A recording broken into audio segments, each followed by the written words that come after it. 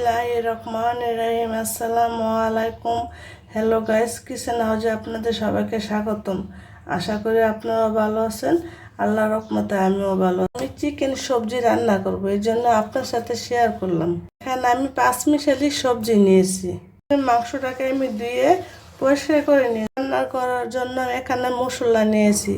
2 চামচ রসুন বাটা, 1.5 চামচ আদা বাটা, 1.5 চামচ জিরার গুঁড়া, 1 চামচ ধনিয়ার গুঁড়া, 1.5 চামচ হলুদের গুঁড়া, 2 চামচ মরিচের গুঁড়া, আর মাঝখানে নিয়েছি আমি গরম মশলা।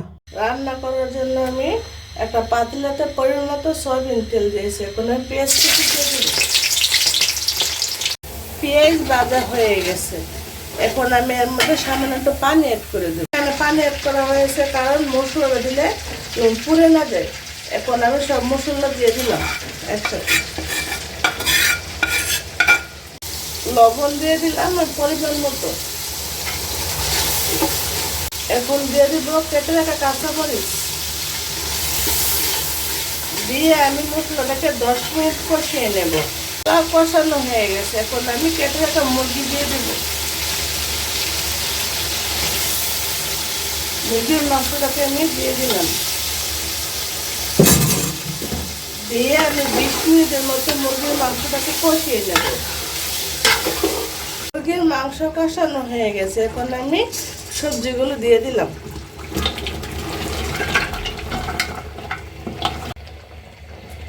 সবজির সাথে দিয়ে দিলাম আলু সিদ্ধ হওয়ার জন্য। এখন আমি টমেটো দিয়ে দিলাম, পাকা টমেটো। সবজি কষানো হয়ে গেছে, এখন আমি অল্প জল এড করে দেব।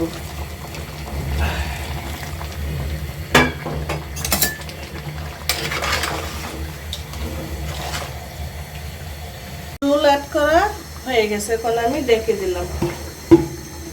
এখন দিয়ে দিব ধনিয়া পাতা।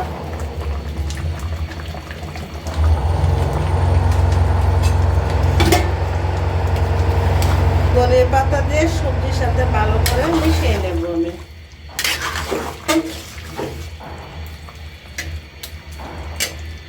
দিয়ে দিব ম্যাগি মশলা। আমি এখানে 2টা ম্যাগি মশলা দেব। আমি 2টা ম্যাগি মশলা দিয়েছি। ম্যাগি মশলাটা দিলে সবজিটা খেতে অনেক ভালো লাগবে, একটা টেস্ট আসবে। আপনাদের কাছে যদি আমার সবজির রেসিপিটা ভালো লেগে থাকে, লাইক, কমেন্ট, শেয়ার, সাবস্ক্রাইব করে দেবেন। যেটা কিছুক্ষণ পরে চুলা থেকে আমি নামিয়ে নেব। সবজি তরকারিটা আমি চুলা থেকে নামিয়ে নিয়েছি। নামানোর পরে দেখেন সুন্দর একটা কালার এসেছে। যদি এই সবজি তরকারি রেসিপিটা আপনাদের কাছে ভালো লেগে থাকে, কমেন্ট বক্সে জানাবেন। আল্লাহ হাফেজ।